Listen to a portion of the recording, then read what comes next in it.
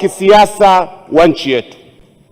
Mheshimiwa Mwenyekiti, tangu tulivyoanza kutoa mawazo, lakini Mheshimiwa Mwenyekiti, nukta moja ambayo imeachwa katika mijadala yetu na mimi nitaisema ni juu ya umuhimu wa haki ili kupata amani ya kweli. Mheshimiwa Mwenyekiti, amani ni dhaku na haki. Bila haki hakuna amani. Bila amani hakuna maendeleo. Hiyo ndiyo principle. Kwa hiyo ukiwa unazungumza juu ya amani, hata kama utakesha kusisitiza watu wapende amani, watu waipende nchi yao, kama usisitizi juu ya haki, hauwezi kupata amani ya kweli. Na tumefarijika ndani ya hotuba ya Mheshimiwa Rais, ukiacha zile hatua za kutibu majeraha ya uchaguzi wa 2025, amezungumza juu ya ahadi ya serikali kufufua mchakato wa katiba mpya. Hilo ni jambo jema kabisa. Lakini Mheshimiwa Mwenyekiti, nakisi ambayo sisi tunaiona, hauwezi kuwa na mchakato bora wa katiba mpya kwa kutaja ahadi ya katiba mpya peke yake. Sisi tunaona kwamba katiba mpya inashughulikiwa kwa vipande vipande.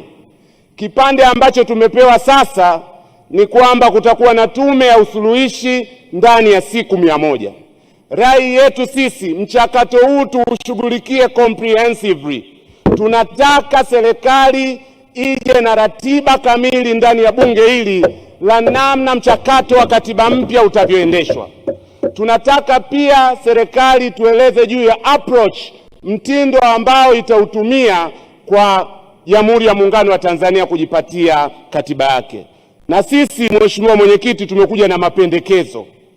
Hatua ambazo tunazipendekeza ambazo ni za muhimu sana katika mchakato huo, na ni vizuri mapema sana serikali inapotoa ahadi itueleze kama hiyo ndiyo ruti ambayo itaipitia.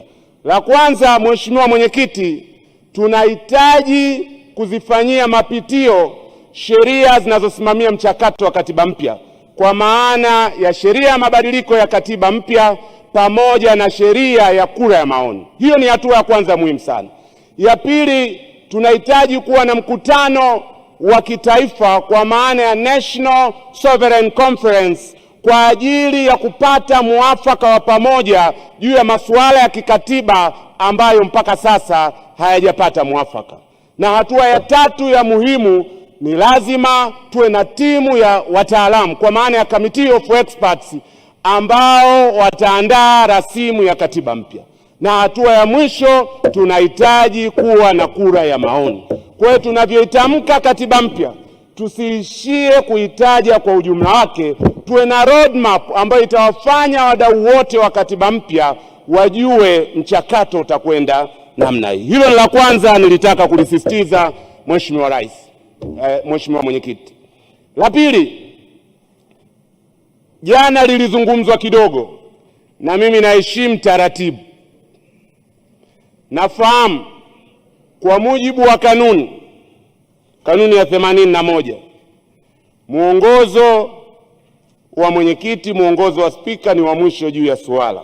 Kwa hiyo sitoliibua tena suala hilo, isipokuwa nina rai kwamba ahadi ambayo Mheshimiwa Rais aliitoa ya kuachiwa huru kwa wale ambao walikamatwa katika matukio ya tarehe 29 ni ahadi njema. Vyombo ambavyo vinahusika, Wizara ya Mambo ya Ndani, Wizara ya Katiba na Sheria, ifanye uchunguzi wa kina, ijiridhishe kama watu wote, ukiwa na mtu mmoja umemwachia wake uko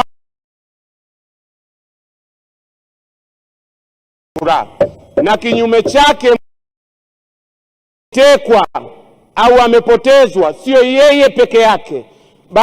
Na wa mwisho, niwakumbuke mabosi zangu wananchi. La kwanza, imesemwa juu ya kuboresha huduma za maji. Tunduru tuna mradi mkubwa sana wa maji. Pale Tunduru mjini usambazaji wa maji hivi sasa upo kwa wastani wa kilomita 3.3 hivi mtandao wake. Tuna mradi mkubwa wa maji wa bilioni 3.4 ambao ungeweza kusaidia mtandao wa usambazaji wa maji Tunduru ufikie kilomita 92, lakini ule mradi mpaka sasa unasuasua. Tunaitaka serikali litazame hili kwa sababu tunaamini hili ni game changer katika kuboresha maisha ya Wanatunduru. Na jingine linalowahusu mabosi zangu Wanatunduru linahusu masuala ya umeme. Mbunge mwenzangu ndugu Chilombe yuko hapa na tunashirikiana vizuri, ataendelea na mtaalamu wa umeme. Lakini niseme hivi kwamba pale Tunduru tuna mradi mkubwa sana wa umeme ambao ukikamilika utatupa megawati 120 wakati mahitaji yetu ni megawati 4. Maana yake Tunduru tutakuwa na umeme mwingi sana wa ziada. Sasa ukitazama mradi nao unasuasua vingi pale, lakini uta eneo ambalo katika kwa umeme Tunduru inaweza ikawa. Wataalamu wanatuambia ni kwa sababu wananchi wa kawaida hayaelewi hayo. Yeye anadhani serikali imelala, serikali imeferi. Kwa hiyo tunaomba mkandarasi yule apewe fedha. Mwenyekiti, taarifa. Mheshimiwa Mwenyekiti, taarifa.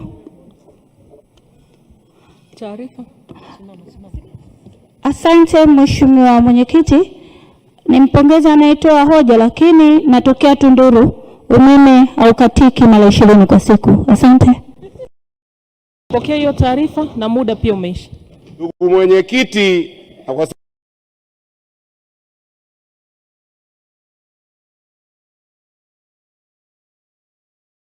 tukutane site. Asante sana. Ndaye Mheshimiwa Injinia Mwanaisha